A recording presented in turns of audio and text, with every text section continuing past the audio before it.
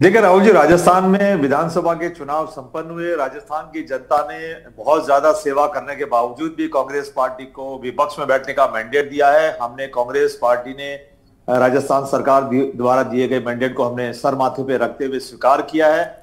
और हार की समीक्षा के लिए आज हमारी राष्ट्रीय अध्यक्ष आदरणीय खड़गे साहब के नेतृत्व में, राहुल जी के नेतृत्व में दिल्ली में एक महत्वपूर्ण बैठक हुई। बैठक के अंदर हमारे पूर्व मुख्यमंत्री आदरणीय अशोक गहलोत जी, प्रदेश कांग्रेस के अध्यक्ष आदरणीय डोटासरा साहब, रंधावा साहब, पायलट साहब और राजस्थान के सभी वरिष्ठ नेताओं ने भाग लिया।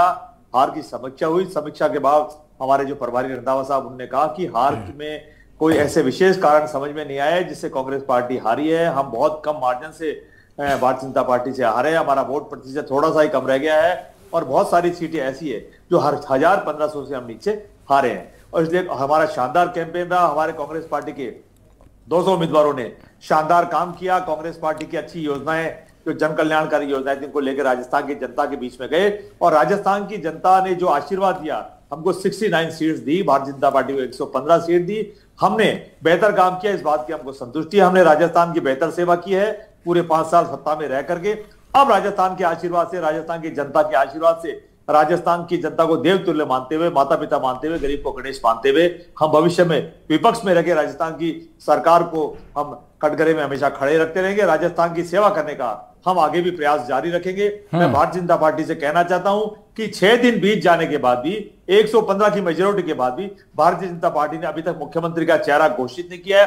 पूरे 5 साल तक तो भारतीय जनता पार्टी विपक्ष में रहते हुए भी गायब रही और आखिरी के 2-3 महीने प्रधानमंत्री सहित सभी वरिष्ठ नेता टूरिज्म स्थल मान के राजस्थान में आए। उसके बावजूद भी राजस्थान की जनता ने उनको 115 सीटें देकर के स्पष्ट मेजोरिटी दी है। लेकिन मुख्यमंत्री उनके समझ में नहीं आ रहा है किसको बनाए। पुरानों को बनाए तो दिक्कत होती है, नए को बनाए तो पुरानों को दिक्कत होती है। नहीं, मुख्यमंत्री कौन बनेगा सर बीजेपी का, ये दूसरा सवाल है। पहला सवाल यही है कि समीक्षा बैठक जब आज हुई है तो उसमें रंधावा जी ने सीधे तौर पर यही बयान दिया कि कोई कमी जब रही नहीं गई तो बदलाव कैसे क्यों करा जाएगा। तो क्या सच में कोई कमी नहीं रह गई सर? किसी के ऊपर हार की जिम्मेदारी नहीं दे रहे हैं आप लोग? क्या ये इस तरह का जो कैलकुलेशन है आपका, ये जो स्ट्रैटेजी है आपकी, आपको लगता है कि ये बेनिफिशियल साबित होगी किसी को? क्योंकि देखिए, बीजेपी में जब कभी ऐसा होता है तो सीधे तौर पर कोई बड़ा नेता आकर के हार की जिम्मेदारी लेता है। ऑफकोर्स वो प्रधानमंत्री नहीं होते हैं, लेकिन जेपी नड्डा साहब आते हैं अध्यक्ष के नाते से और वो हार की जिम्मेदारी लेते हैं।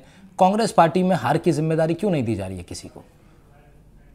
राहुल जी, जब राष्ट्रीय अध्यक्ष आदरणीय खड़गे साहब के नेतृत्व में, राहुल जी के नेतृत्व में जब इतनी बड़ी मीटिंग दिल्ली में आयोजित हो जाती है और उस मीटिंग के बाद हमारे जो प्रभारी इंचार्ज हैं आदरणीय रंधावा जी जब प्रेस कॉन्फ्रेंस करके कह देते हैं कि कोई हार की जिम्मेदारी, इस तरह की बात है, जब उनका बयान आ जाता है कि कोई बदलाव की आवश्यकता नहीं है, तो उनके बयान के बाद मैं प्रदेश कांग्रेस कमेटी का प्रवक्ता होने के नाते इतना कह सकता हूं कि हमारी कांग्रेस पार्टी ने शानदार कैंपेन किया है। हमारे सब वरिष्ठ नेताओं का, छोटे बड़े कार्यकर्ताओं का कांग्रेस पार्टी में, जनता में भरोसा रहा और राजस्थान की जनता ने जो आशीर्वाद दिया उसको हम सर माथे में रख के राजस्थान की बेहतर सेवा करेंगे। और रंधावा जी ने जो स्टेटमेंट दे दिया है उसके बाद मेरे स्टेटमेंट के कोई मायने नहीं रहते हैं।